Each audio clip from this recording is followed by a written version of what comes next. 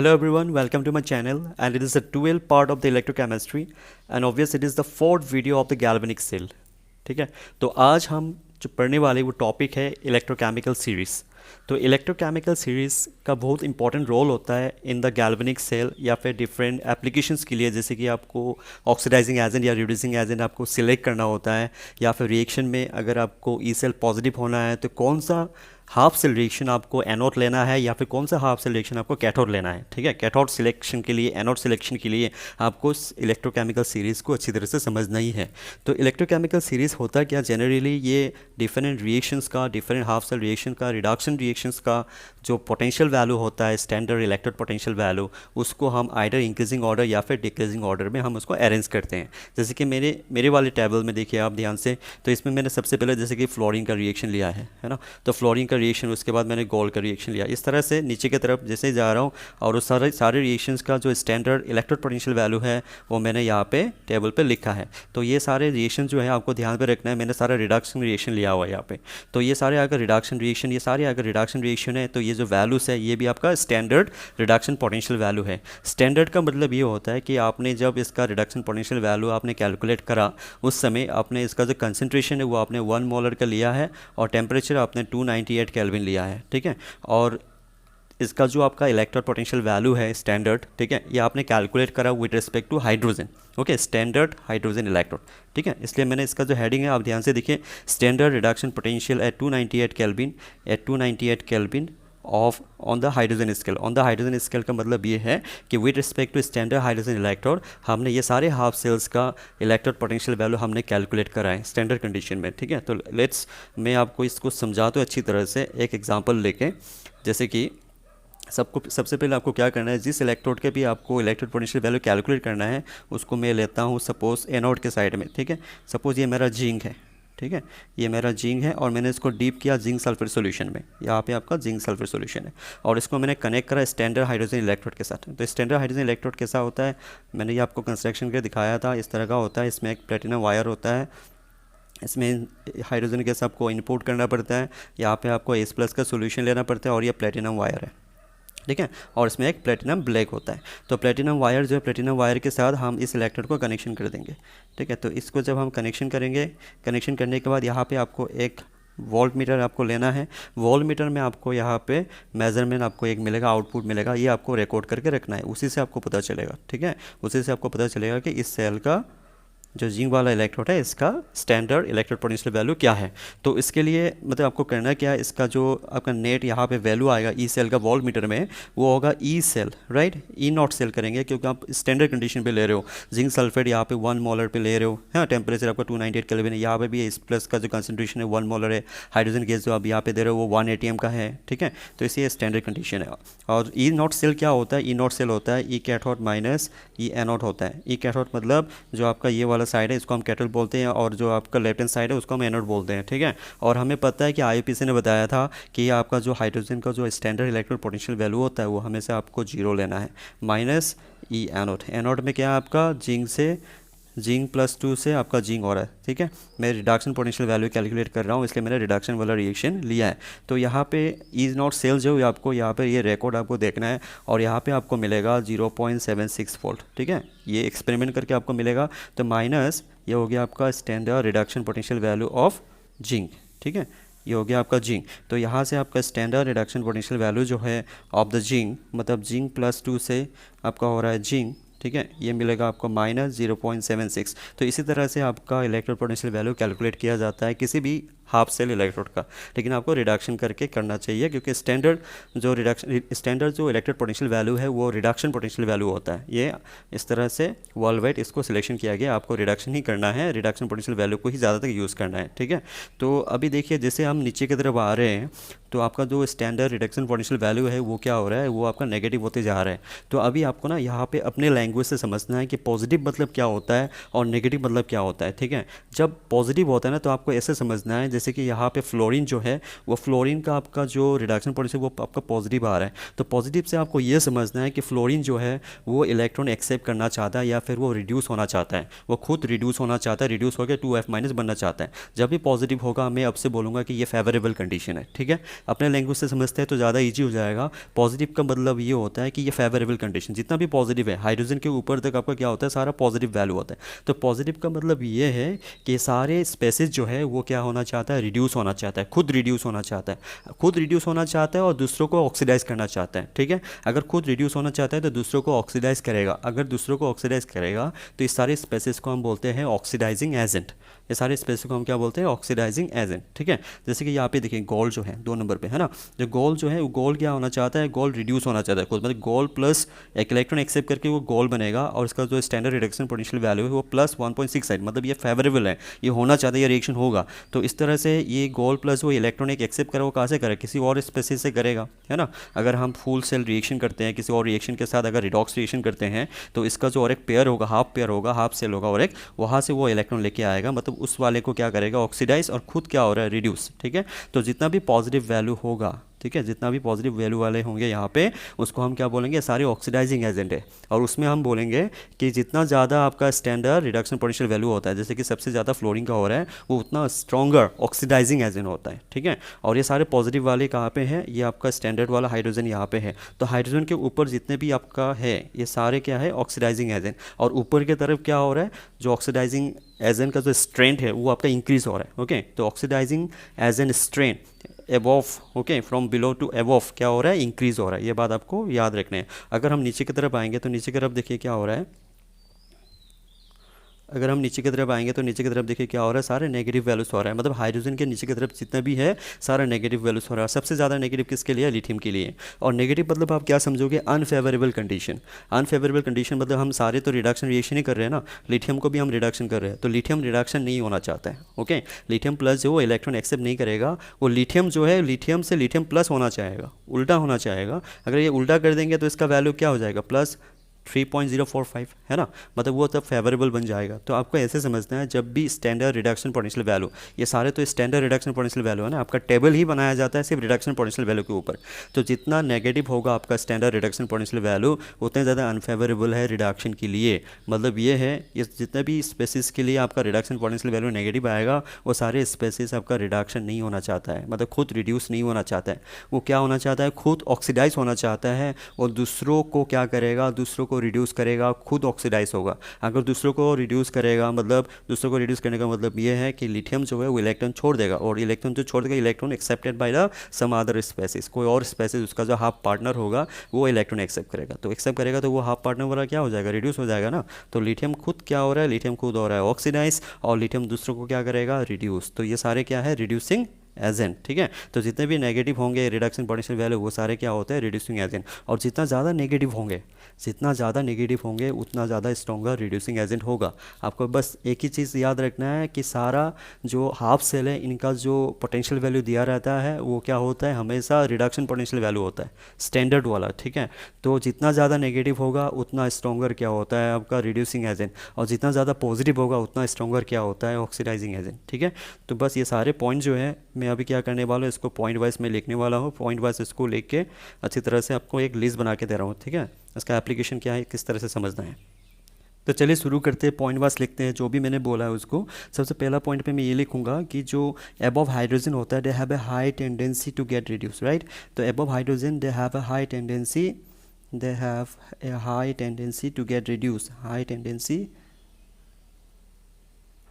To get reduce, okay, to get reduce. तो reduce होने का टेंडेंसी बहुत ज़्यादा होता है। एंड ऑक्सीडाइजेस आदर, दूसरों को ऑक्सीडाइजेस करता है, एंड ऑक्सीडाइजेस आदर्स। तो दूसरों को अगर ऑक्सीडाइजेस करेगा तो हैंस वो तो सब क्या होंगे, वो सारे ऑक्सीडाइजिंग होंगे, हैंस आर ऑक्सीडाइजिंग एजेंट। लेकिन विद रिस्पेक्ट टू क्या, हाइड्रोजन, ये बात आपको याद रखना है, ये सारे जो है ना with respect to hydrogen electrode ही किया जा रहा है। और 2 नंबर पर मैं क्या लिख सकता हूँ, बिलो हाइड्रोजन जितना भी होंगे, below hydrogen they have a high tendency to get word oxidize, they have a high tendency, they have a high tendency to oxidize, okay, they have a high tendency to oxidize, okay, hence reduces others and reduces others, okay, hence क्या होगा, hence reducing agent, okay, with respect to hydrogen, ठीक है। तो ये दो point आपको सबसे पहले याद रखना है। और तीसरा पॉइंट पे क्या होगा, तीसरा पॉइंट पे मैं आपको बताता हूँ। तीसरा पॉइंट पे होगा कि सबसे स्ट्रॉन्गर, और उसमें एक बात आप लेके रखना कि F2, 3 नंबर पे F2 जो है फ्लोरीन जो वो क्या है सबसे ज़्यादा स्ट्रॉन्गेस्ट ऑक्सीडाइजिंग है, इसलिए स्ट्रॉन्गेस्ट ऑक्सीडाइजिंग एजेंट, ठीक है। सबसे स्ट्रॉन्गेस्ट ऑक्सीडाइजिंग क्यों है, क्योंकि उसका वैल्यू सबसे ज़्यादा पॉजिटिव है ना। और जो लिथियम है, लिथियम क्या होगा, वो तो स्ट्रॉन्गेस्ट क्या है, वो तो स्ट्रॉन्गेस्ट रिड्यूसिंग एजेंट है। तो स्ट्रॉन्गेस्ट रिड्यूसिंग एजेंट क्यों, क्योंकि उसका वैल्यू सबसे ज़्यादा नेगेटिव है ना, मतलब वो रिड्यूस नहीं होना चाहता है, लेकिन उसको मतलब क्या होना चाहिए, ऑक्सीडाइज होना चाहता है, इसलिए उसका वैल्यू जो आ रहा है वो अनफेवरेबल आ रहा है, नेगेटिव आ रहा है, -3.05 के आसपास आ रहा है ना। तो लिथियम सबसे स्ट्रॉन्गेस्ट रिड्यूसिंग एजेंट होगा और फ्लोरीन सबसे स्ट्रॉन्गेस्ट ऑक्सीडाइजिंग एजेंट होगा। 4 नंबर पे हम क्या ले सकते हैं कि SRP वैल्यू जितना ज़्यादा होगा, SRP वैल्यू जितना ज़्यादा होगा उतना ही स्ट्रॉन्गर क्या होगा, oxidising agent, okay. Oxidising agent जो स्ट्रेंथ होता है उसका स्ट्रेंथ क्या होगा, उतना ही बढ़ेगा। SRP वैल्यू जितना ज़्यादा होगा, ऑक्सीडाइजिंग एजेंट का स्ट्रेंथ उतना ही ज़्यादा होगा, ठीक है। और SRP वैल्यू जितना कम होगा, SRP का वैल्यू जितना कम होगा, SRP का वैल्यू जितना कम होगा उतना ही रिड्यूसिंग एजेंट का स्ट्रेंथ क्या होगा, बढ़ेगा, ठीक है।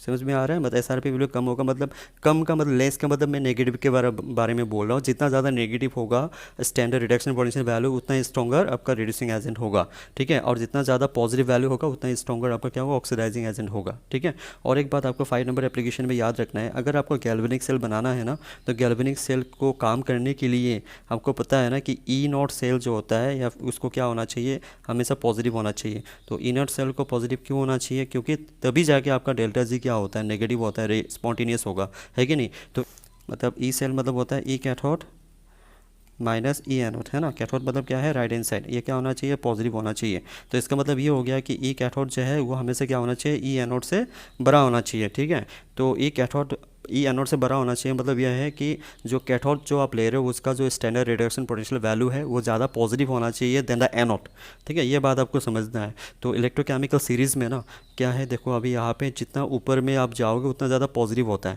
है ना। तो जितना ऊपर जाओगे उतना ज़्यादा पॉजिटिव होता है और जितना नीचे आओगे उतना ज़्यादा नेगेटिव होता है।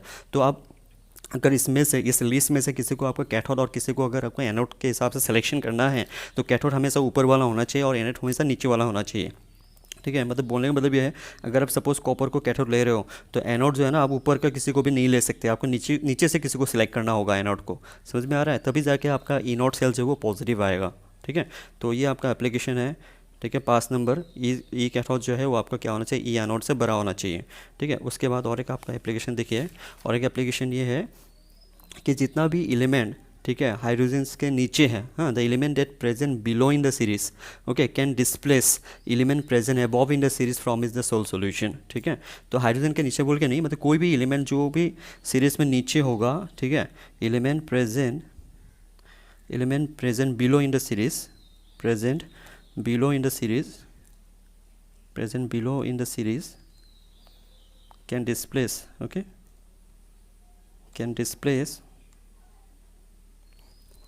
can displace element present above in the series from a sole solution से, ठीक है, from a sole solution। तो सोल सॉल्यूशन जैसे कि मैं लेता हूँ कि कॉपर सल्फेट, ठीक है। तो कॉपर सल्फेट सोल सॉल्यूशन ले लिया और मैंने सपोज जिंक ले लिया। तो जिंक क्या है, तो जिंक तो आपका बिलो होता है कॉपर से, है ना। तो जिंक अगर बिलो है तो जिंक का टेंडेंसी क्या होता है, ऑक्सीडेशन होने का टेंडेंसी ज़्यादा होगा। और कॉपर क्या है, ऊपर होता है जिंक से, तो कॉपर का टेंडेंसी कैसा होगा, रिड्यूस होने का टेंडेंसी ज़्यादा होगा विद रिस्पेक्ट टू जिंक। तो जिंक यहाँ से क्या कर सकता है, कॉपर को डिस्प्लेस कर सकता है, डिस्प्लेस करके खुद क्या हो सकता है, ऑक्सीडेशन, और कॉपर को क्या कर देगा, कॉपर को कर देगा आपका रिडक्शन, ओके, रिड्यूस कर देगा। मतलब जिंक मतलब ये जिंक सल्फेट होगा, ठीक है, जिंक +2 मतलब जिंक सल्फेट होगा और आपका कॉपर क्या हो जाएगा, रिड्यूस, ठीक है। लेकिन अगर ये रिएक्शन अगर उल्टा करोगे आप, मतलब कॉपर रिएक्शन कर रहे हो आप जो जिंक सल्फेट के साथ, तो ये रिएक्शन नहीं हो सकता। क्यों नहीं हो सकता, कि कॉपर ऑक्सीडाइज नहीं होना चाहिए, कॉपर जो है जिंक को रिड्यूस नहीं कर सकता, ठीक है। कॉपर जिंक को रिड्यूस नहीं कर सकता क्योंकि कॉपर क्या होता है, रिलेटिवली स्ट्रॉन्गर ऑक्सीडाइजिंग एजेंट होता है कंपेयर टू जिंक। क्योंकि कॉपर जो है ये जिंक से ऊपर होता है, तो जितने ऊपर की तरफ जाओगे वो तो ऑक्सीडाइजिंग एजेंट का स्ट्रेंथ बढ़ता है ना, और नीचे की तरफ जितना आओगे आप उसका रिड्यूसिंग एजेंट का कैरेक्टर आपका बढ़ता है। रिड्यूसिंग एजेंट में दूसरों को रिड्यूस करना, जिंक कॉपर को रिड्यूस करेगा, जैसे कि इस वाले रिएक्शन भी कर रहा है ना, जिंक कॉपर को रिड्यूस कर रहा है, लेकिन कॉपर जिंक को रिड्यूस नहीं कर पाएगा, इसलिए ये नो रिएक्शन होगा। ठीक है, तो ये हो गया और ये हो गया आपका ये एक्सप्लेनेशन। ठीक है, और एक एप्लीकेशन पे आते हैं।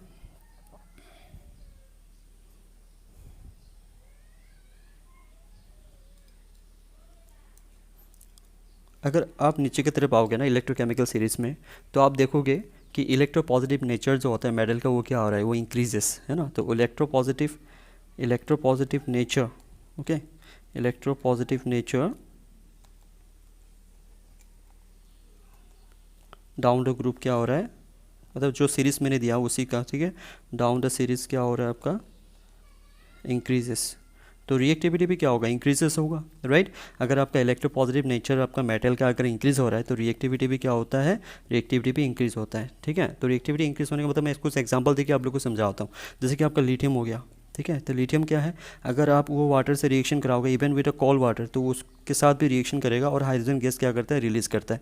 लेकिन लिथियम से थोड़ा ऊपर अगर जाओगे ना, जैसे कि आपका आयरन हो गया या फिर कोबाल्ट हो गया या फिर अगर निकल हो गया या फिर जिंक हो गया, तो अगर वो आप कोल्ड वाटर से रिएक्शन कराते हो तो रिएक्शन नहीं होता है। उसके लिए आपको क्या करना पड़ेगा, आपको हॉट वाटर लेना पड़ेगा। ठीक है, तो हॉट वाटर से क्या होता है, रिएक्शन होकर आपका हाइड्रोजन गैस रिलीज़ करेगा। ऑब्वियसली प्रोडक्ट तो बनेगा ही, फेरिक हाइड्रोक्साइड, कॉपर हाइड्रोक्साइड, जैसे कि यहाँ पे आपका लिथियम हाइड्रोक्साइड तो बनेगा ही। मैं प्रोडक्ट नहीं लेकर रहा हूँ, विद रिस्पेक्ट टू हाइड्रोजन समझा रहा हूँ आप लोग को। ठीक है, तो ये सारे मेटल जो है, ये सारे मेटल का रिएक्टिविटी क्या है, कम है कंपेरिजन टू लिथियम। इसलिए ये सारे जो मेटल है FeCO, NiN, Zn, वो आपका कोल्ड वाटर के साथ रिएक्शन नहीं कर रहा है। और इससे भी अगर आप ऊपर जाओगे ना, जैसे कि कॉपर हो गया, सिल्वर हो गया, गोल्ड हो गया, ठीक है, गोल्ड तो एकदम ऊपर है ना, ये मार्करी हो गया या फ्लोरीन सबसे ऊपर है ना।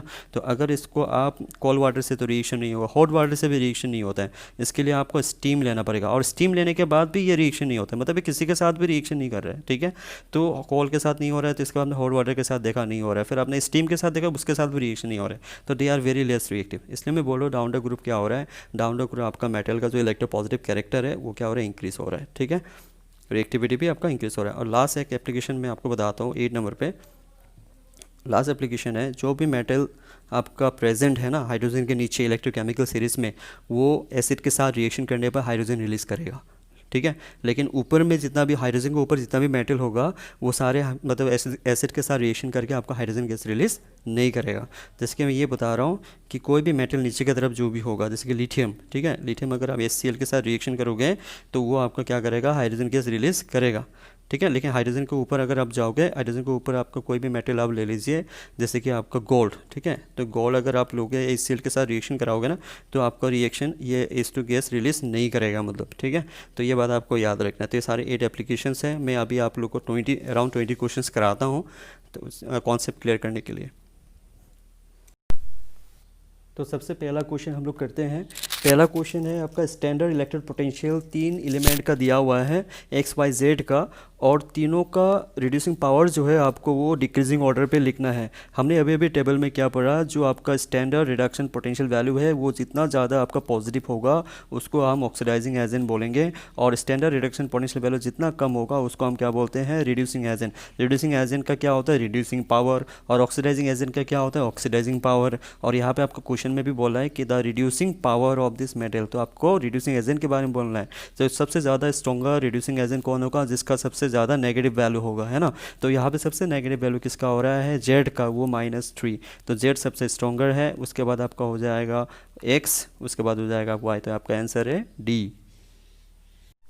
अब सेकेंड क्वेश्चन करते हैं। सेकेंड वाले क्वेश्चन में दिया हुआ कि ABCD आपका 4 एलिमेंट है। ये चारों एलिमेंट का जो रिड्यूसिंग पावर है, वो रिड्यूसिंग पावर का जो एबिलिटी है उसको आपको डिक्रीजिंग ऑर्डर पे अरेंज करना है, और चारों एलिमेंट के लिए 4 रिएक्शन दिया हुआ है। ठीक है, तो 4 रिएक्शन से आपको कंपेयर करना है। जैसे कि पहले वाले रिएक्शन में देखिए, ये जो C जो है, इस C B को क्या कर दिया, B को रिड्यूस कर दिया और खुद ऑक्सीडाइज हो गया, है ना। तो C का एबिलिटी रिड्यूसिंग करने का B से ज़्यादा है, हम ऐसे लिखेंगे। फिर यहाँ पे देखिए ये डी जो है ना ए को रिड्यूस नहीं कर पाया है, डी ए को रिड्यूस इसलिए नो रिएक्शन है ना, तो ए का जो रिड्यूसिंग एबिलिटी है वो क्या होगा, डी से ज़्यादा हो जाएगा। फिर यहाँ पे देखिए ए जो है सी को रिड्यूस नहीं कर पाया है, मतलब सी का जो एबिलिटी है वो ए से ज़्यादा होगा, ठीक है। और यहाँ पे देखिए डी जो है बी को रिड्यूस कर लिया है, अगर डी बी को रिड्यूस कर लिया है तो यहाँ पर इसका मतलब यह है कि डी का एबिलिटी आपका बी से ज़्यादा है। तो सबसे ज़्यादा किसका हो रहा है, सबसे ज़्यादा आपका सी का हो रहा है, सी के बाद आपका क्या हो रहा है, ए डी से भी ज़्यादा है ना, और डी बी से ज़्यादा है और सी बी से ज़्यादा है। तो आपको क्या करना है, इसके बाद ए लिखना है, ठीक है, ए लिखना है, ए का एबिलिटी ज़्यादा होगा सी के बाद। उसके बाद आपका क्या हो जाएगा, D, D greater than B, तो डी फिर हो जाएगा आपका बी, ठीक है। तो ये सारा कंडीशन सी ग्रेटर देन ए, ठीक है, ये हो रहा है, और आपका ए ग्रेटर देन डी ये हो रहा है, ठीक है। फिर आपका सी ग्रेटर देन बी ये हो रहा है, सी ग्रेटर देन बी, ठीक है, और D greater than B, D greater than B. तो आपका ये आंसर है, आंसर डी हो जाएगा आपका। अभी हम थर्ड क्वेश्चन पे आते हैं। थर्ड क्वेश्चन पे आपको क्या दिया हुआ है, ध्यान से देखिए आप, इसमें आपको रिडक्शन पोटेंशियल वैल्यू दिया हुआ है M3+ से M2+ तक, ठीक है, मतलब 3+ से +2 हो रहा है, तो इसका जो ये रिड्यूस हो रहा है, तो रिडक्शन पोटेंशियल वैल्यू दिया हुआ है किसके लिए, क्रोमियम के लिए, मैंगनीज के लिए, आयरन के लिए और कोबाल्ट के लिए, और वैल्यूज़ कितना है -0.41 और बाकी तीनों प्लस है। तो इसमें पूछा है for which one of this metals the change in oxidation state from +2 से +3 इज ईजीएस्ट। तो इसमें तो आपको उल्टा पूछ रहा है ना, +2 से +3 पूछ रहा है, मतलब ऑक्सीडेशन के बारे में पूछ रहा है। तो यहाँ पे सबसे ईजिली ऑक्सीडेशन कौन होगा, आपको पता है कि ये सारा रिडक्शन पोटेंशियल वैल्यू दिया हुआ है ना, इसका ये जो सारे वैल्यूज़ है -0.41 + 1.5 से ये सारा रिडक्शन पोटेंशियल वैल्यू है। तो जितना ज़्यादा पॉजिटिव होगा रिडक्शन होने का मतलब चांसेस उतना ज़्यादा होता है ना, मतलब उसका जो टेंडेंसी है रिड्यूस होने का उतना ज़्यादा होगा जितना ज़्यादा पॉजिटिव होगा, और जितना ज़्यादा नेगेटिव होगा उसका ऑक्सीडेशन होने का चांसेस ज़्यादा होगा, मतलब उल्टा वाला रिएक्शन होने का चांसेस ज़्यादा होगा। तो +2 से +3, ठीक है, +2 से +3 होने का सबसे ज़्यादा चांसेस किसका हो जाएगा, -0.41, क्योंकि ये +3 से +2 होना ही नहीं चाहता, ये तो नेगेटिव है, अनफेवरेबल है ना। तो आपको ऐसे समझना है, ठीक है। तो यहाँ पे नेगेटिव किसके लिए आ रहा है, क्रोमियम के आ रहा है, तो क्रोमियम में ही आपका +2 से +3 होने का चांसेस ज़्यादा है, तो आंसर हो जाएगा आपका ए। अब ये फोर्थ क्वेश्चन में दिया हुआ है कि ए गैस है X at 180 m is bubble through a solution containing a mixture of 1 molar Y- and 1 molar Z- at 25 degree Celsius, ठीक है। ये MZ- ये मोलर है, हाँ, 1 मोलर Z- और ये 1 मोलर Y- है, ठीक है। Y- और Z- आपके स्पेसिस है एट 25 डिग्री सेल्सियस। तो if the reduction potential of Z is greater than Y greater than X अगर है, तो इस चारों में से कौन सा पॉइंट आपका सही होगा। तो इसमें क्या बता रहा है कि Z का सबसे ज़्यादा रिडक्शन पोटेंशियल वैल्यू है, Z का सबसे ज़्यादा है, फिर आपका Y है, फिर आपका X है। मतलब इसका अगर मैं वैल्यूज़ लूँ तो वैल्यूज़ लेने से जैसे कि कुछ वैल्यू ले लीजिए आप इसको समझने के लिए, ठीक है, कुछ वैल्यू ले लीजिए जैसे कि x greater than y greater than, ये हो गया आपका x। तो इसको ले लेता हूँ, सपोज़ ये अगर +10 है तो ये आपका कम है, मतलब प्लस इसको आप मान लीजिए 6, तो ये आपका सपोज ये +4 है। तो ये तो बता रहा है ना कि रिडक्शन पोटेंशियल वैल्यू Z का सबसे ज़्यादा, मैंने ऐसे रैंडम वैल्यू ले लिया, मतलब +10 और +6 और +1। तो हमें पता है कि आपका रिडक्शन पोटेंशियल वैल्यू जितना ज़्यादा पॉजिटिव होगा, जितना ज़्यादा होगा रिडक्शन पोटेंशियल वैल्यू, हाँ, इलेक्ट्रिक पोटेंशियल वैल्यू जितना ज़्यादा होगा उसका ऑक्सीडाइजिंग पावर उतना ही ज़्यादा होता है, वो ऑक्सीडाइजिंग एजेंट का स्ट्रेंथ उसका उतना ही ज़्यादा होता है ना। तो यहाँ पे जो Z है ये इसको भी ऑक्सीडाइज कर पाएगा और Z जो है इसको भी ऑक्सीडाइज कर पाएगा। तो यहाँ पे Y के रेस्पेक्ट में दिया हुआ है, 4 ऑप्शन जो है आपका Y के रेस्पेक्ट में दिया हुआ है, ठीक है। तो Y के रेस्पेक्ट में अगर दिया हुआ है तो आपको Y के रेस्पेक्ट में ही बताना है। तो Y आपको Z को ऑक्सीडाइज नहीं कर पाएगा, क्योंकि Y से तो Z का ऑक्सीडाइजिंग एजेंट कैरेक्टर क्या है, ज़्यादा स्ट्रेंथ ज़्यादा है। तो Y जो X को ऑक्सीडाइज कर पाएगा लेकिन Z को नहीं कर पाएगा, ठीक है। तो Y will oxidise X, but Y cannot oxidise the Z, okay, but not. तो पहला ऑप्शन ही आपका करेक्ट हो रहा है, ठीक है। तो पहला ऑप्शन ही आपका आंसर है। अब ये 5th क्वेश्चन में आते हैं। 5th क्वेश्चन में बोला है कि आपको 3 एलिमेंट के लिए मैग्नीशियम, जिंक और आयरन के लिए आपको स्टैंडर्ड रिडक्शन पोटेंशियल वैल्यू दिया गया है, ओके। ये रिडक्शन है, किससे पता चला, M+2 से क्या हो रहा है आपका M हो रहा है ना। तो ये सारे रिडक्शन हो रहे हैं, रिडक्शन का रिडक्शन पोटेंशियल वैल्यू दिया हुआ है। और हमें पता है कि स्टैंडर्ड रिडक्शन पोटेंशियल वैल्यू जितना ज़्यादा नेगेटिव होगा वो उतना ज़्यादा स्ट्रॉन्गर क्या होता है, रिड्यूसिंग एजेंट। तो रिड्यूसिंग एजेंट इस तीनों में से सबसे स्ट्रॉन्गर कौन है, मैग्नीशियम, क्योंकि वो सबसे ज़्यादा नेगेटिव है। फिर होगा आपका जिंक, फिर होगा आपका आयरन, है ना। तो ये सबसे सबसे स्ट्रॉन्गर रिड्यूसिंग एजेंट है। तो मैग्नीशियम इसको रिड्यूस कर पाएगा, मैग्नीशियम इसको भी रिड्यूस कर पाएगा। तो ये स्टेटमेंट आप चारों में से देख लो, चारों ऑप्शन में से नहीं है। फिर जिंक आयरन को रिड्यूस कर पाएगा, है ना, तो जिंक आयरन को रिड्यूस कर पाएगा, तो जिंक रिड्यूसेस Fe+, तो ये स्टेटमेंट में है।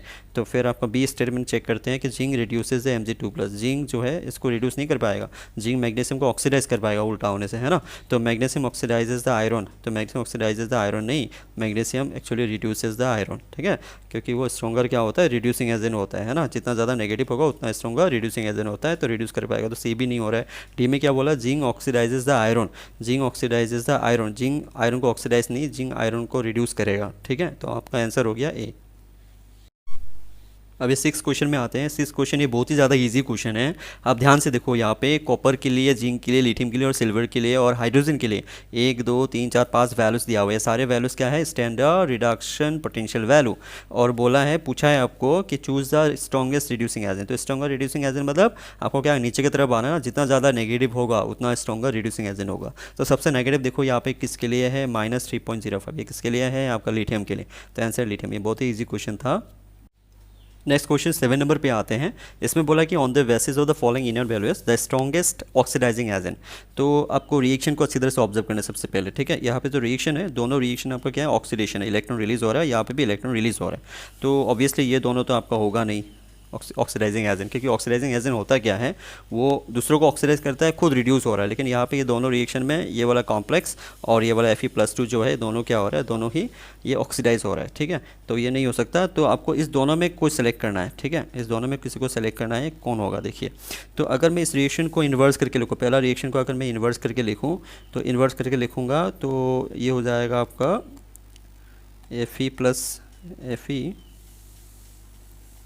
CN6 तो इसमें आने वाला है प्लस 0.35 वोल्ट, है ना। इसको इन्वर्स कर दिया तो ये प्लस हो जाएगा, नेगेटिव वाला प्लस हो जाएगा, है ना। और सेकंड वाला क्या हो जाएगा, Fe+3 से Fe+2, तो इसमें होने वाला है आपका प्लस 0.77। तो किसका ज़्यादा वैल्यू हो रहा है, ठीक है, रिडक्शन पोटेंशियल वैल्यू किसका ज़्यादा हो रहा है, इसका ज़्यादा हो रहा है। तो जिसका रिडक्शन पोटेंशियल वैल्यू ज़्यादा होता है उसका ऑक्सीडाइजिंग एजेंट कैरेक्टर क्या होता है, या स्ट्रेंथ क्या होता है, ज़्यादा होता है। तो ऑक्सीडाइजिंग एजेंट स्ट्रेंथ सबसे ज़्यादा किसके लिए होगा, Fe+3 के लिए होगा। तो Fe+3 आपका आंसर है, आंसर इज सी। अभी नेक्स्ट क्वेश्चन पे आते हैं। इसमें बोला है कि hydrogen gas is not liberated, किस में आपका लिबरेटेड नहीं होगा अगर हम डाइल्यूट HCl में अगर ये मेटल पास कर दे, तो मतलब कौन सा मेटल डाइल्यूट HCl में रखने से आपका हाइड्रोजन गैस रिलीज नहीं करता। इसमें आपको एक पॉइंट याद रखना, जो भी मेटल आपका हाइड्रोजन के नीचे होता है इलेक्ट्रोकेमिकल सीरीज में, वो हाइड्रोजन रिलीज करता है विथ रिएक्शन डाइल्यूट HCl या फिर कोई भी डाइल्यूट एसिड के साथ, ठीक है। लेकिन जो भी मेटल आपका एबव हाइड्रोजन होगा वो किसी तरह का हाइड्रोजन गैस रिलीज नहीं करता है। तो आपको यहाँ पे ध्यान से देखना, इस चारों में से कौन आपका रिलीज नहीं करेगा। जो मेटल आपका ऊपर होगा हाइड्रोजन के ऊपर, वो रिलीज नहीं करने वाला है। तो इस चारों में से आपका जो ये सिल्वर है, ये सिल्वर आपका क्या होता है, ऊपर होता है, ठीक है। मतलब हाइड्रोजन के ऊपर आपका सिल्वर होगा और हाइड्रोजन के नीचे आपका क्या होता है, जिंक, मैग्नीशियम, टिन, ये नीचे होता है, मतलब, ठीक है। तो जो भी नीचे होता है हाइड्रोजन के नीचे, वो क्या करता है, रिएक्शन करके वो हाइड्रोजन गैस रिलीज करेगा, और ऊपर जो होता है वो एसिड के साथ रिएक्शन करके हाइड्रोजन गैस रिलीज नहीं करता है। तो answer is a. Next question पे आते हैं 9 नंबर पे। इसमें बोला है कि जिंक जो है वो अगर आप H2SO4 और HCl के साथ रिएक्शन कराओगे तो हाइड्रोजन गैस रिलीज होता है, लेकिन नाइट्रिक एसिड के साथ अगर रिएक्शन करोगे तो हाइड्रोजन गैस रिलीज नहीं होता, ठीक है। तो आपको ऑप्शन देख देख के जाना है आपको। सबसे पहला जो ऑप्शन है क्या है, zinc act as an oxidising agent when react with a nitric acid. मतलब जिंक जो है, ध्यान से देखिए, हाँ, जिंक जो है, जिंक अगर आप रिएक्शन के साथ एसिड के साथ रिएक्शन कराओगे H2SO4 के साथ, तो इसमें H2 रिलीज़ हो रहा है, ठीक है। जिंक अगर आप HCl के साथ रिएक्शन कराओगे तो इसमें भी आपका H2 रिलीज़ होता है, लेकिन जिंक अगर आप नाइट्रिक एसिड के साथ रिएक्शन कराओगे तो यहाँ पे हाइड्रोजन रिलीज़ नहीं करता। द रीज़न इज़ दैट कि आपका जो नाइट्रिक एसिड है ना, ये नाइट्रिक एसिड आपका क्या है, ये स्ट्रॉन्गर ऑक्सीडाइजिंग एजेंट है, ठीक है। ये स्ट्रॉन्गर ऑक्सीडाइजिंग एजेंट है क्योंकि नाइट्रोजन यहाँ पे ऑलरेडी +5 स्टेट में है, ठीक है। तो यहाँ पे जिंक इसको ऑक्सीडाइज फार्डर नहीं कर सकता क्योंकि नाइट्रोजन ऑलरेडी +5 स्टेट में है यहाँ पे, ठीक है।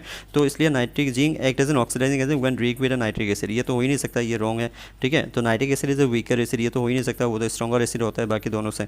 अच्छा, in electrochemical series zinc is above the hydrogen, नहीं, जिंक आपका हाइड्रोजन के नीचे होता है इलेक्ट्रोकेमिकल सीरीज। मेरे वाले जो आपका टेबल मैंने आपको दिया है उसमें देखना, आपका जिंक जो होता है वो हाइड्रोजन के नीचे होता है, अबव नहीं होता है, तो ये भी गलत है, ठीक है। तो nitrite is reduce in preference to hydronium ion, हाँ ये बात सही है। हाइड्रोनियम आयन जो है उसके प्रेफरेंस में आपका नाइट्राइट जो है वो क्या हो सकता है, वो रिड्यूस हो सकता है, ठीक है। वो रिड्यूस इसलिए हो सकता है क्योंकि यहाँ पे नाइट्रोजन +5 में ये फार्दर ऑक्सीडाइज नहीं हो सकता, ये स्ट्रॉन्गर रिड्यूसिंग एजेंट की तरह काम कर सकता है, ठीक है। ये फार्दर रिड्यूसिंग एजेंट मतलब सॉरी ऑक्सीडाइजिंग एजेंट की तरह काम कर सकता है, क्योंकि ये फार्दर खुद ऑक्सीडाइज हो सकता है, तो फार्दर खुद रिड्यूस हो सकता है और दूसरे को ऑक्सीडाइज कर सकता है, ठीक है।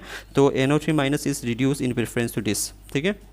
मतलब खुद क्या हो सकता है, फादर ये रिड्यूस हो सकता है, इसलिए बोला is reduce in preference to hydronium ion, लेकिन खुद और फादर ऑक्सीडाइज नहीं हो सकता है। लेकिन हाइड्रोनियम आयन क्या हो सकता है, वो ये रिड्यूस भी हो सकता है, ऑक्सीडाइज भी हो सकता है। तो आंसर आपका हो जाएगा डी। नेक्स्ट क्वेश्चन नंबर 10 पे आते हैं। क्वेश्चन नंबर 10 पे assertion and reason type question है, और इसमें बोला है कि जो Mn+3 से Mn+2 का जो इलेक्ट्रिक पोटेंशियल वैल्यू है वो ज़्यादा पॉजिटिव देन दिस वन। अच्छा, आइडर ये आपका वैल्यू दिया रहना चाहिए क्वेश्चन में, अगर दिया हुआ नहीं है तो आपको याद रखना चाहिए, याद भी नहीं है तो आपको टेबल ही देखना पड़ेगा। तो टेबल को देखने के बाद हमें पता चला कि आपका जो Mn+3 से Mn+2 है उसका ये ज़्यादा पॉजिटिव होता है, मोर पॉजिटिव, ओके, ये ज़्यादा पॉजिटिव होता है कंपेरिजन टू क्रोमियम, ठीक है। तो क्रोमियम का जो है, तो क्रोमियम+3 से तो क्रोमियम+2 है, ये भी पॉजिटिव है लेकिन लेस पॉजिटिव है, ठीक है। तो लेस पॉजिटिव है, तो इसका मतलब है क्या है बोलने का, देखिए Mn+3 जो है वो Mn+3 जो है वो आपको Mn+2 में जल्दी कन्वर्ट होना चाहता है, ठीक है। Mn+2 में जल्दी कन्वर्ट होना चाहता है, क्यों? क्योंकि आपका Mn+3 जो है वो लेस स्टेबल है कंपेयर टू Mn+2, ठीक है। तो इसलिए इससे ये जल्दी कन्वर्ट होना चाहता है, इसलिए ज़्यादा पॉजिटिव वैल्यू है।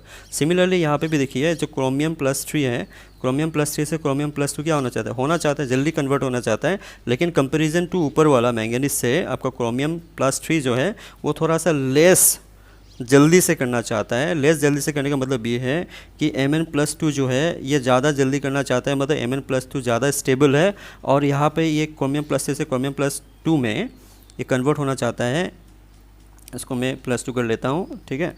तो क्रोमियम+3 से क्रोमियम+2 होना चाहता है लेकिन थोड़ा लेस जल्दी करना चाहता है। इसका मतलब ये है कि क्रोमियम+2 जो है वो आपका लेस स्टेबल है कंपेयर टू Mn+2। तो Mn+2 अगर ज़्यादा स्टेबल होता है क्रोमियम+2 से, तो इसका मतलब क्या है, अगर आप Mn+2 से अगर एक इलेक्ट्रॉन निकालना चाहते हो तो इसमें ज़्यादा एनर्जी लगेगा कि क्रोमियम+2 से एक इलेक्ट्रॉन निकालने में ज़्यादा एनर्जी लगेगा। ऑब्वियसली Mn+2 से एनर्जी निकालने में, इलेक्ट्रॉन निकालने में एनर्जी थोड़ा ज़्यादा लगेगा। तो मतलब ये हो गया कि थर्ड आयनेशन एनर्जी, जो मैंगनीज का जो थर्ड आयनेशन एनर्जी है वो ज़्यादा हो जाएगा कंपेरिजन टू क्रोमियम+2, ठीक है। तो ये जो रीज़न है the third ionisation energy of manganese is larger than that of chromium, ये भी सही है, ठीक है, दोनों सही है। लेकिन ये जो आपका रिडक्शन पोटेंशियल वैल्यू ये ज़्यादा है वो आयनेशन एनर्जी की वजह से नहीं है, ये परफेक्ट रीज़न नहीं है। तो रीज़न क्या होता है ना, देखिए जो क्रोमियम जो आपका रिडक्शन पोटेंशियल वैल्यू होता है वो तो आपका रिडॉक्स रिएक्शन की वजह से होता है ना, वो आयनेशन एनर्जी की वजह से नहीं होता। आयनेशन एनर्जी और रिडॉक्स रिएक्शन दोनों अलग अलग केसेस होता है, क्योंकि आयनेशन एनर्जी जो होता है वो गैसेस स्टेट में कैलकुलेट किया जाता है, वेरेज जो रिडक्शन पोटेंशियल वैल्यू होता है वो हम कैसे कैलकुलेट करते हैं, वो एक्वास फेज में इलेक्ट्रोलाइसिस करके करते हैं, वो एक्वास फेज में निकाला जाता है, ठीक है। तो दोनों चीज़ अलग चीज़ है, ठीक है, दोनों अलग चीज़ है, दोनों अपना अपनी जगह पे ठीक है, लेकिन रीज़न जो है असर्शन का करेक्ट एक्सप्लेनेशन नहीं है। तो यहाँ पे आप क्या करोगे कि both assertion reason are true and reason is not a correct explanation of assertion. तो ये बहुत ही इंपॉर्टेंट क्वेश्चन था, आपको अच्छी तरह से समझना है, ये क्वेश्चन को आप 2-3 बार देखना अच्छी तरह से, ठीक है, रिपीट करके। अभी 11 नंबर क्वेश्चन पे आते हैं। बहुत ही इजी क्वेश्चन है कि स्टैंडर्ड इलेक्ट्रिक पोटेंशियल वैल्यू जो होता है वो किस तरह से मेजरमेंट करते हैं, कौन सा इंस्ट्रूमेंट यूज़ करते हैं हम, वो वोल्टोमीटर यूज़ करते हैं, ठीक है। तो ये बात आप याद रखना, बाकी का एप्लीकेशन आपको पता होगा, फिजिक्स में है। अब 12 नंबर क्वेश्चन पे आते हैं। 12 नंबर क्वेश्चन पूछा गया है कि sodium is use in the reduction of zinc salt. Zinc salt में कोई भी मैंने जिंक सॉल्ट ले लिया, जैसे कि जिंक सल्फेट मैंने ले लिया, ठीक है। तो जिंक सल्फेट को आपको सोडियम से क्या करना है, इसको रिड्यूस, मतलब सोडियम जिंक को क्या करेगा अभी रिड्यूस, जिंक +2 से जिंक को 0 में कन्वर्ट कर देगा, और सोडियम खुद क्या हो जाएगा ऑक्सीडाइज, ठीक है, हो कर सकता है। इस यूज़ बोला है क्योंकि रीज़न बताना है आपको ABCD में से, ठीक है। तो आपको पता है कि रिडक्शन पोटेंशियल वैल्यू आपका सोडियम के लिए कितना होता है -2.37 वोल्ट, ठीक है, और जिंक के लिए क्या होता है रिडक्शन पोटेंशियल वैल्यू -0.76। उसी तरह से अगर मैं इसका ऑक्सीडेशन पोटेंशियल वैल्यू लिखूंगा तो ये कितना हो जाएगा +0.76, और सोडियम के लिए कितना हो जाएगा, इसका जो ऑक्सीडेशन पोटेंशियल वैल्यू है वो जाएगा +2.37, ठीक है। तो आपको 4 ऑप्शन में से आपको चेक करना है। पहले ऑप्शन बताया है कि ऑक्सीडेशन पोटेंशियल ऑफ जिंक वो ज़्यादा होता है than the oxidation potential value of sodium, नहीं, वो तो गलत है। बी पे देखिए, बी में बोला है कि reduction potential value of sodium is greater than zinc, वो भी गलत है, क्योंकि रिडक्शन पोटेंशियल तो आपका सोडियम के लिए क्या होता है, कम होता है, -2.37 होता है, ठीक है। सी वाले ऑप्शन में देखिए ऑक्सीडेशन पोटेंशियल वैल्यू सोडियम का ज़्यादा होता है, हाँ ये बात सही है, तो आपका सी करेक्ट होगा, ठीक है। तो सी इज़ द आंसर। अभी नेक्स्ट क्वेश्चन नंबर 13 पे आते हैं। इसमें बोला है कि reduction potential of A B C D दिया हुआ है, 4 एलिमेंट है, सारा वैल्यू दिया हुआ है। वो इस एलिमेंट डिस्प्लेसेस अदर 3 एलिमेंट्स ना, तो अदर 3 एलिमेंट्स में तो उनके सॉल्ट से आपको डिस्प्लेस करना पड़ेगा मे बी, जैसे कि आपका कॉपर सल्फेट से आपको क्या करना है, जिंक से रिएक्शन कराना है, उस तरह का मतलब। तो जिंक कॉपर को मतलब डिस्प्लेस कर पाएगा कि नहीं पाएगा, उस तरह का क्वेश्चन है कि ए बी सी डी में कौन सा एलिमेंट बाकी तीनों एलिमेंट को उसके सॉल्ट से आपका रिप्लेस करेगा या फिर किसी भी कंपाउंड से, राइट। तो उसके लिए आपको क्या करना है कि जो जिसको डिस्प्लेस करेगा, जैसे कि जिंक अगर कॉपर को डिस्प्लेस करेगा तो जिंक का जो ऑक्सीडाइजिंग पावर है, मतलब उसका जो रिड्यूसिंग पावर है वो ज़्यादा होना चाहिए, ठीक है। उसका रिड्यूसिंग पावर ज़्यादा होना, खुद ऑक्सीडाइज होने का टेंडेंसी होना चाहिए। तो उसका रिड्यूसिंग पावर जितना ज़्यादा होगा वो उतना ही ज़्यादा वो डिस्प्लेस कर पाएगा। मतलब चारों में से सबसे ज़्यादा रिड्यूसिंग पावर जिसका है वही बाकी तीनों को क्या कर पाएगा, उसको डिस्प्लेस कर पाएगा। तो रिड्यूसिंग पावर किस तरह से कैलकुलेट किया जाता है कि स्टैंडर्ड रिडक्शन पोटेंशियल वैल्यू जितना ज़्यादा नेगेटिव होगा, reducing as in character strain उतना ही ज़्यादा होता है ना। तो तीनों में से आपका नेगेटिव वैल्यू किसका है देखना है बस, सबसे ज़्यादा नेगेटिव ये -2.37 है डी के लिए, तो डी आपका आंसर है। तो डी आपका क्या होगा, सबसे स्ट्रॉन्गेस्ट रिड्यूसिंग एजेंट है, वो दूसरों को रिड्यूस कर देगा, खुद ऑक्सीडाइज हो जाएगा, मतलब डिस्प्लेस करेगा किसी और को। नेक्स्ट क्वेश्चन 14 पे आते हैं। ये तो बहुत ही इजी क्वेश्चन है कि एल्काली मेटल्स का क्या होता है कि हाई ऑक्सीडेशन पोटेंशियल वैल्यू होता है। रिडक्शन के बारे में नहीं बोला है, ठीक है, आपको ध्यान रखना, ऑक्सीडेशन पोटेंशियल वैल्यू के बारे में बोल रहे हैं। And hence they behave as, और आपको पता है एल्काली मेटल का क्या होता है, रिडक्शन पोटेंशियल वैल्यू बहुत ज़्यादा नेगेटिव होता है, होने की वजह से वो स्ट्रॉन्गेस्ट क्या होता है, रिड्यूसिंग एजेंट, है ना। तो ऑक्सीडेशन पोटेंशियल वैल्यू क्या होगा, सबसे ज़्यादा पॉजिटिव होगा उनका, है ना। तो हम रिड्यूसिंग पोटेंशियल वैल्यू के हिसाब से याद रखते हैं। तो एल्काली मेटल बोला है तो आपको ध्यान में आना चाहिए कि वो रिड्यूसिंग एजेंट ही होता है ना, सबसे स्ट्रॉन्गेस्ट, ठीक है। मतलब सबसे नेगेटिव रिडक्शन पोटेंशियल वैल्यू होता है और सबसे पॉजिटिव ऑक्सीडेशन पोटेंशियल वैल्यू होता है, मतलब हाई होता है सबसे ज़्यादा। Answer is C. Next question 15 number पे आते हैं, और ये क्वेश्चन बहुत ज़्यादा इंपॉर्टेंट है, कॉन्सेप्ट क्लियर करेगा, आपको समझना है अच्छी तरह से, ठीक है। पहले क्वेश्चन पढ़ लो। Aluminium displaces hydrogen from dilute HCl। तो अगर एल्यूमिनियम डाइल्यूट HCl से अगर हाइड्रोजन डिस्प्लेस कर रहा है तो एल्यूमिनियम का पोजीशन क्या है, हाइड्रोजन के रिस्पेक्ट में वो नीचे होगा इलेक्ट्रोकेमिकल सीरीज में, है ना। वेयर सिल्वर डज नॉट, मतलब सिल्वर आपका हाइड्रोजन के ऊपर होगा इलेक्ट्रोकेमिकल सीरीज में। तो आपका जो सिल्वर है वो तो सिल्वर ऑब्वियसली आपका क्या करेंगे, वो कैथोड के हिसाब से आपको काम करना है, लेना है उसको। और एल्यूमिनियम को आपको क्या करना है, एल्यूमिनियम को आपको एनोड के हिसाब से लेना है। तो EMF of the cell prepare by combining these and these is these. तो ई सेल भी आपका पॉजिटिव है, मतलब काम कर रहा है। ई सेल पॉजिटिव होने का मतलब ये होता है कि सेल को आपको काम करवाना है, और काम करवा के उसका पॉजिटिव वैल्यू आएगा, है ना, उसका पॉजिटिव वैल्यू आएगा। तो और ई सेल मतलब ई नोट सेल मतलब क्या होता है कि ई कैथोड माइनस ई एनोड, ठीक है। और ई कैथोड में कौन है आपका, कैथोड में किसको लेना है, सिल्वर को लेना है। और सिल्वर का दिया हुआ है कितना है आपका, प्लस 0.8 वोल्ट, ठीक है। तो 0.8 वोल्ट है। और आपका ई सेल पे दिया हुआ कितना है, 2.46, ठीक है। और इसमें क्या पूछा है, the reduction potential of silver electrode is this, the reduction potential of aluminium electrode. तो एल्यूमिनियम इलेक्ट्रोड कौन है, यहाँ पे ये है ना। तो एल्यूमिनियम +3 से एल्यूमिनियम, तो इसमें कितना आएगा, आप इसको इस तरफ लेके आओ, 2.46 को उस तरफ लेके जाओ, लेके जाएंगे तो आपको कितना मिलेगा, आपको ई नोट है, ये स्टैंडर्ड है। तो एल्यूमिनियम +3 से एल्यूमिनियम, इसका जो वैल्यू आएगा वो नेगेटिव में आएगा, नेगेटिव 1.66 वोल्ट आएगा। तो आपका आंसर है डी।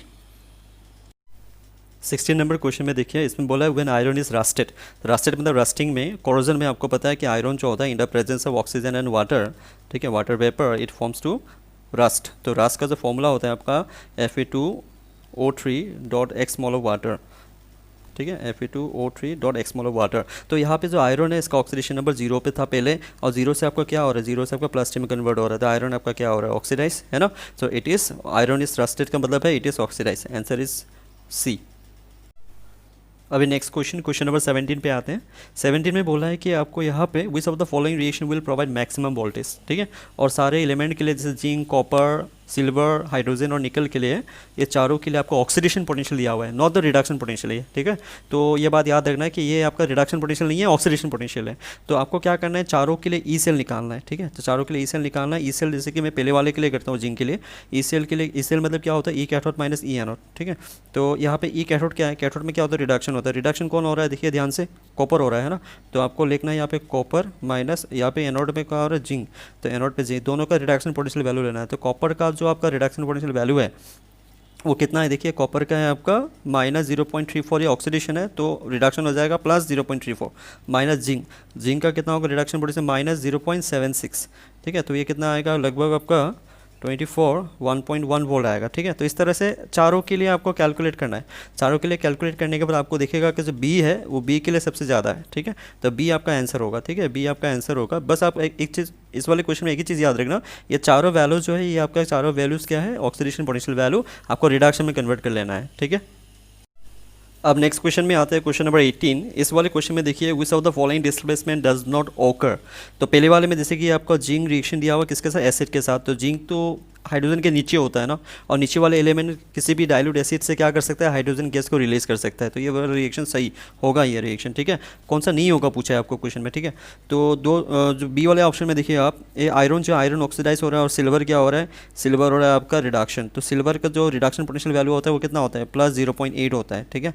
और आयरन का जो होता है, आयरन का कितना होता है रिडक्शन पोटेंशियल वैल्यू, वो प्लस होता है आपका, रिडक्शन पोटेंशियल -0.4 होगा, ठीक है। प्लस नहीं होगा, -0.4, ठीक है। तो अगर -0.4 है तो ऑब्वियसली रिडक्शन पोटेंशियल वैल्यू किसका ज़्यादा है, सिल्वर का ज़्यादा है।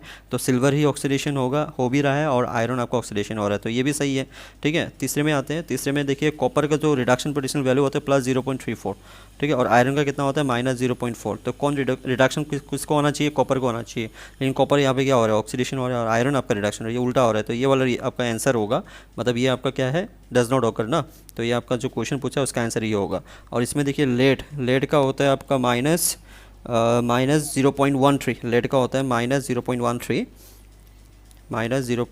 होता है, और अगर जिंक का होता है -0.76। तो रिडक्शन पोटेंशियल वैल्यू किसका ज़्यादा, लेड का है, तो लेड आपका रिडक्शन होगा, तो लेड रिडक्शन हो रहा है, ठीक है। तो ये भी सही है, लेकिन आपको पूछा था कौन सा नहीं होगा, तो आपका सी आंसर है, ठीक है। नेक्स्ट क्वेश्चन नंबर 19 पे आते हैं, और ये बहुत ज़्यादा इंपॉर्टेंट क्वेश्चन है। देखिए यहाँ पे इसमें बोला है कि द पोजीशन ऑफ सब metals in the electrochemical series in decreasing electropositive character is given. मतलब इस तरह आपका इलेक्ट्रोपॉजिटिव कैरेक्टर डिक्रीज हो रहा है ना, और हमने जो टेबल पढ़ा था उसमें क्या होता है, down the group electropositive character increases. मतलब मैग्नीशियम का इलेक्ट्रोपॉजिटिव कैरेक्टर सबसे ज़्यादा है, और सिल्वर का सबसे कम होगा, ठीक है। तो मैग्नीशियम का सबसे ज़्यादा इलेक्ट्रोपॉजिटिव कैरेक्टर मतलब ये है कि स्टैंडर्ड रिडक्शन पोटेंशियल वैल्यू इसका सबसे कम है, लोवेस्ट है, ठीक है, इसका लोवेस्ट है। और सिल्वर का क्या है, सिल्वर का है आपका हाईएस्ट, ठीक है। स्टैंडर्ड रिडक्शन पोटेंशियल वैल्यू सबसे हाईएस्ट किसका, सिल्वर का, अमोंग दिस 5 एलिमेंट। तो अभी पूछा है what will happen if a copper spoon is use to stir a solution में एल्यूमिनियम नाइट्रेट। एल्यूमिनियम नाइट्रेट में एल्यूमिनियम +3 पे है, और आप क्या कर रहे हो उसमें कॉपर का स्पून, कॉपर तो कॉपर के स्टेट में है, तो कॉपर क्या मतलब कॉपर +2 में कन्वर्ट हो जाएगा। अगर हो जाएगा तो हम बोलेंगे हाँ कॉपर जो है वो कॉपर +2 में कन्वर्ट हो रहा है, ऐसे बोलेंगे, या फिर कॉटेड हो गया, हम ऐसे बोलेंगे, है ना। जो मतलब कॉपर का स्पून है वो एल्यूमिनियम से आपका कॉटेड हो गया, हम ऐसे बोलेंगे। तो लेकिन हमें पता है कि कॉपर का जो आपका रिडक्शन पोटेंशियल वैल्यू है वो क्या होता है, +0.34 होता है ना। मतलब ये है कि कॉपर जो है, ये कॉपर आपका ऊपर होता है ना, हाइड्रोजन से ऊपर होता है, हाइड्रोजन से ऊपर नहीं, आप ऐसे बोल सकते हो कि कॉपर जो है एल्यूमिनियम से ऊपर होता है ना। एल्यूमिनियम से ऊपर होने का मतलब ये है इसका रिडक्शन पोटेंशियल वैल्यू ज़्यादा पॉजिटिव है देन द एल्यूमिनियम। तो इसका रिडक्शन पोटेंशियल वैल्यू ज़्यादा पॉजिटिव है, मतलब ये स्ट्रॉन्गर ऑक्सीडाइजिंग एजेंट है कंपेरिजन टू एल्यूमिनियम। तो अगर ये स्ट्रॉन्गर ऑक्सीडाइजिंग एजेंट दूसरों को ऑक्सीडाइज करता है, खुद ऑक्सीडाइज नहीं होगा, मतलब एल्यूमिनियम इसको ऑक्सीडाइज नहीं कर पाएगा, कॉपर इसको एल्यूमिनियम को रिड्यूस मतलब ऑक्सीडाइज कर सकता है, कॉपर एल्यूमिनियम को ऑक्सीडाइज कर सकता है, लेकिन एल्यूमिनियम कॉपर को ऑक्सीडाइज नहीं कर सकता। तो अगर हम कॉपर वाले स्पून से अगर स्टीर करेंगे एल्यूमिनियम नाइट्रेट में तो कोई भी रिएक्शन नहीं होने वाला है, ठीक है। तो answer is there is no reaction. बाकी सब में देखिए ऑप्शन में क्या बोला है, the spoon will get coated with aluminium, ये तो हो ही नहीं सकता। एल्यूमिनियम का कॉटेड का मतलब यह है कि एल्यूमिनियम क्या होगा, एल्यूमिनियम रिड्यूस होना चाहिए, तो एल्यूमिनियम का रिड्यूस कैसे होगा, एल्यूमिनियम रिड्यूस नहीं हो सकता, क्योंकि उसका ऑक्सीडेशन पोटेंशियल वैल्यू कॉपर से क्या है, कम, मतलब ऑक्सीडेशन पोटेंशियल वैल्यू ज़्यादा है, और रिडक्शन पोटेंशियल वैल्यू एल्यूमिनियम का क्या है वो कम है, ठीक है। तो रिडक्शन पोटेंशियल वैल्यू कॉपर का ज़्यादा है, मतलब, ठीक है। तो कैसे हो सकता है, ये नहीं हो सकता है। फिर बी में क्या बोला है, एन एलॉय और copper and aluminium form, alloy तो नहीं फॉर्म करेगा, ठीक है। और द सोल्यूशन बिकम्स ब्लू, ये ब्लू कब होगा, जब कॉपर +2 में कन्वर्ट होगा। तो कॉपर +2 में कन्वर्ट हो ही नहीं रहा है, तो सोल्यूशन ब्लू नहीं बनेगा, ठीक है। अब ये लास्ट क्वेश्चन पे आते हैं, क्वेश्चन नंबर 20। ये बहुत इंपॉर्टेंट क्वेश्चन है, ध्यान से देखिए इसमें क्या बोला है। एक्वा सोल्यूशन लिया है आपने 1 molar of Au+3 copper 2+, Ag+ और Li+, ठीक है। और लेके आपने इलेक्ट्रोलाइज करा by using the inert electro. Inert electro क्या होता है, जैसे कि प्लेटिनम वाला हो गया, ठीक है। So the value of standard potential is also given to you. इसका रिडक्शन पोटेंशियल वैल्यू दिया हुआ है सिल्वर का, है ना, कॉपर का भी दिया हुआ है, सबका दिया हुआ है, ठीक है। तो इसमें क्या पूछा है, विद इंक्रीजिंग वोल्टेज, आप वोल्टेज बढ़ा रहे हो बाहर से, ठीक है, क्योंकि इलेक्ट्रोलाइटिक सेल है। इलेक्ट्रोलाइटिक सेल में आपने बाहर में क्या करके रखा है, बाहर में आपने गैल्वेनिक सेल कनेक्ट करके रखा है, ठीक है। तो उससे आप वोल्टेज आप इंक्रीज करने लगे हो, ठीक है। इंक्रीज करने पर sequence of deposition of metals on the cathode, cathode में डिपॉजिट होगा, ठीक है। तो कैथोड में डिपॉजिट होगा वो इंक्रीजिंग ऑर्डर पे आपको लिखना है। सबसे पहले कौन डिपॉजिट होगा, मतलब कम वोल्टेज रहने पर कौन सबसे पहले डिपॉजिट हो रहा है। फिर आप वोल्टेज बढ़ा रहे हो तो थोड़ा वोल्टेज बढ़ाने पर कोई और आके डिपॉजिट हो रहा है, ठीक है, क्योंकि वो कम वोल्टेज में नहीं होता। फिर और ज़्यादा वोल्टेज बढ़ा रहे हो, फिर और कोई आके जो बहुत ज़्यादा वोल्टेज में ही डिपॉजिट होगा। तो इस तरह से आपको इंक्रीजिंग ऑर्डर पे लिखना है, ठीक है। तो यहाँ पे देखना है कि रिडक्शन पोटेंशियल वैल्यू सबसे ज़्यादा किसका है। सबसे ज़्यादा आपका है गोल्ड का। तो गोल्ड का रिडक्शन पोटेंशियल वैल्यू सबसे ज़्यादा होने का मतलब ये है कि गोल्ड +3 जो है वो AU में कन्वर्ट होना चाहता है जल्दी में, ठीक है, जल्दी से होना चाहिए, सबसे ज़्यादा फेवरेबल है। तो सबसे ज़्यादा फेवरेबल है, और हम ये बोल सकते हैं कि गोल्ड +3 जो है वो कम वोल्टेज में वो क्या हो जाएगा, डिपॉजिट हो जाएगा। तो सबसे पहले कौन होगा, गोल्ड होगा। उसके बाद कौन होगा, उसके बाद होगा आपका सिल्वर, ठीक है, ये सेकेंड हाईएस्ट पॉजिटिव है। और इसके बाद होगा कॉपर। और लिथियम आपका नहीं होने वाला, लिथियम आपका नेगेटिव है ना, लिथियम कभी भी डिपॉजिट नहीं होता कैथोड में, ठीक है। तो आपका आंसर हो जाएगा गोल्ड, फिर सिल्वर, फिर कॉपर, गोल्ड फिर सिल्वर कॉपर। तो यहाँ पे हमारा 20 क्वेश्चन खत्म होते हैं इस टॉपिक में। मैं आगे भी दूसरे टॉपिक्स में आपका 20 से 20-30 क्वेश्चन हर एक वीडियो पे लाते रहूँगा। उसके लिए आपको लाइक सब्सक्राइब करना है, और कुछ आपका डाउट्स होगा तो कॉमेंट भी करना, ठीक है, और शेयर करना ज़रूर, ठीक है। Bye bye, take care.